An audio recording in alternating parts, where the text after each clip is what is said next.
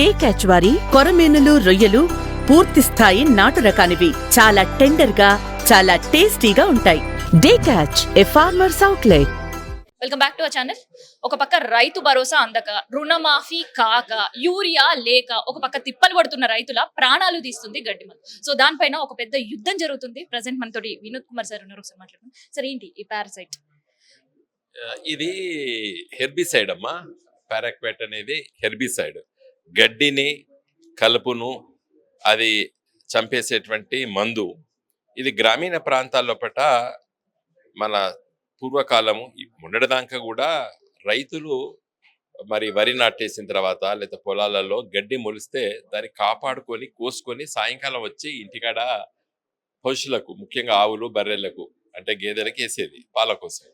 కానీ దురదృష్టవశాత్తు రైతుల దగ్గర బర్రెలు లేవు, గేదెలు లేవు, ఆవులు లేవు. కాబట్టి గడ్డి వాళ్ళకి అవసరం లేదు, కాబట్టి గడ్డిని చంపేయాలి. కాబట్టి ఈ పారాక్వేట్ అనేటువంటి ఒక హెర్బిసైడ్ని ఈ మల్టీనేషనల్ కంపెనీస్ మ్యానుఫ్యాక్చరింగ్ చేయడం వల్ల ఇది కొనుక్కొని చేస్తున్నారు. అయితే అదొక విషయం. కానీ ఇది మోస్ట్ పాయిజనస్. కాబట్టి ఇళ్లలో ఉండేసరికి సూసైడ్ చేసుకోవాలి అనుకున్నటువంటి క్షణిక ఆవేశంలో తీసుకునే నిర్ణయం తీసుకున్నటువంటి వ్యక్తులు, అది ఆడగావచ్చు, మగవాళ్ళు, అది కన్జ్యూమ్ చేసిన కొన్ని నిమిషాలకే అది కడుపులోకి వెళ్ళిన తర్వాత అది ఇర్రివెకబుల్, మళ్ళీ బతికించలేనటువంటి పరిస్థితి వచ్చింది. ఎందుకంటే దానికి యాంటీడోట్ లేదు. కాబట్టి గ్రామీణ ప్రాంతాల్లో పట ఇప్పుడు సూసైడ్ చేసుకున్నప్పుడు 80% మంది ఇదే మరి హెర్బిసైడ్ని, ఇదే గడ్డి మందునే వాడుతున్నారు.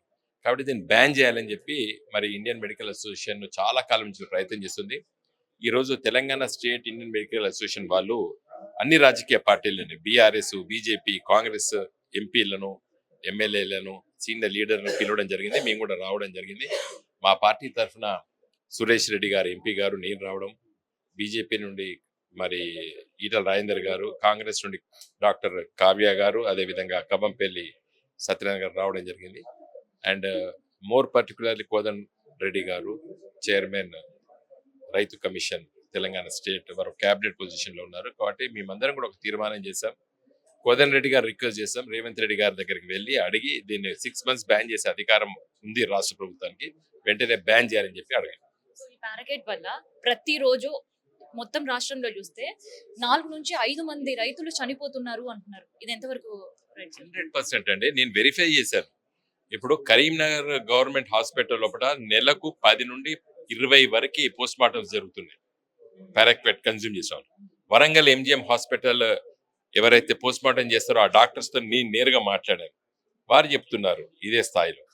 ఇక్కడ డాక్టర్ కృపాల్ గారని గాంధీ, సికింద్రాబాద్ లో గాంధీ మెడికల్ కాలేజీలో ప్రొఫెసర్ గారు, వారు చెప్తున్నారు మేము మినిమం 5 నుండి 15-20 వరకు ప్రతి నెల చేస్తున్నామని, రిఫరల్ కేసెస్ మాత్రమే. కాబట్టి డెఫినెట్ గా ప్రతిరోజు నిత్యం సూసైడ్ చేసుకున్న వాళ్ళకు అతి సమీపంలో అందుబాటులో ఉన్నది. ఈవెన్ అమెజాన్ లో కూడా దొరుకుతుంది అది.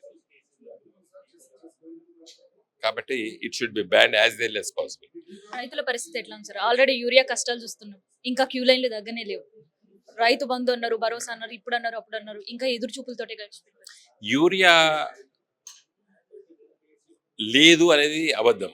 యూరియా అవైలబిలిటీ ఉన్నది దేశంలో, కానీ పంపకం చేయలేని దుస్థితిలో కాంగ్రెస్ పార్టీ ఉంది ఈ రాష్ట్రంలో.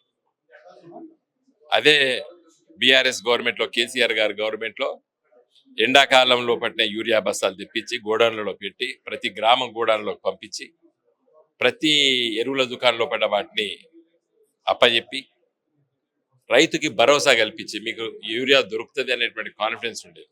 కాబట్టి ఈ రోజు ఆ కాన్ఫిడెన్స్ ఈ ప్రభుత్వం ఇవ్వలేకపోయింది, అట్టర్లీ ఫెయిల్ అయిపోయింది. సో ఒక పక్క రైతు కష్టాలు, ఇంకో పక్క నిరుద్యోగుల నిర్బంధం, ఇవన్నిటి మధ్య రాహుల్ గాంధీ గారు నేను వచ్చారు, డీసీసీ కండక్ట్ చేశారు, మీటింగ్, వెళ్ళిపోయారు. రాహుల్ గాంధీ తన పార్టీ కార్యక్రమాల్లో వచ్చినట్టున్నాడు. డిసిసి అధ్యక్షులు ఏది తెలంగాణ అండ్ ఏపీ అని అన్నారు. చూడండి, కాంగ్రెస్ పార్టీ చూడండి, తెలంగాణలో వచ్చి మళ్ళీ ఆంధ్ర పార్టీ నాయకులు వచ్చి ఇక్కడ సభలు సమావేశాలు పెట్టుకునే దుస్థితి వచ్చింది ఇలా తెలంగాణ ప్రజలకి.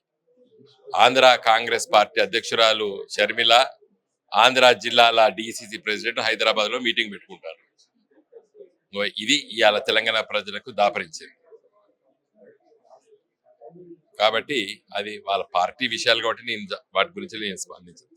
తుషార్ గాంధీయే అసలు గాంధీ విగ్రహం పెట్టకండి అని ట్వీట్ చేసి ఆయన స్పందించిన పరిస్థితి. అదే ప్రాంతానికి రాహుల్ గాంధీ వచ్చినప్పుడు దీనిపైన ఎటువంటి స్పందన లేకుండా వెళ్ళిపోయారు.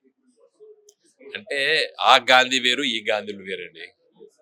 ఈ గాంధీకి ఆ గాంధీ గురించి ఏం మాట్లాడగలుగుతాడు? Mahatma Gandhi is entirely different. Is father of the nation.